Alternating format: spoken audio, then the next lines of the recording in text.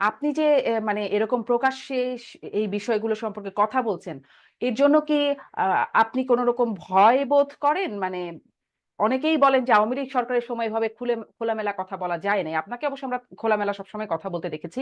মানে কি মনে হয় এর কোন পরিণতি থাকতে পারে? আমি আওয়ামী লীগের বেলা না, আওয়ামী লীগের আগে থেকেই খোলামেলা বলে আসছি। আমি জিয়া রহমানের সময় তখন আয়নাঘর এটাকে বলা হইতো না।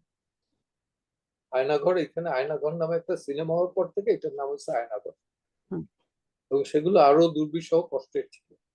সেখানে আমি 91 দিন কাটিয়েছি। তারপরে প্রায় 27 মাসের মতো আমি জেলে ছিলাম। এবং সেই জেল কিন্তু ঢাকা সেন্ট্রাল জেল, এই চকবাজারে, এই উর্দু রোডের এইখানে, যেটা পুরাতন। হুম, হুম। আর এখন যেটা করছে সেটা তো আধুনিকতম জেল। কেরানীগঞ্জেরটাও, ওই আরেকটা যেটা আছে, আহ, সেটাও কাশিমপুরে। হুম, কাশিমপুরের।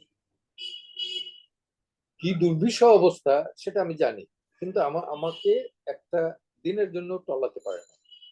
আমি ডিটারমাইন্ড ছিলাম, যেটা বাঁচবো তো, মারা যাবো একদিন, জবাবদিহি করতে হবে আমার কাজে, আমার ড্রেসের না।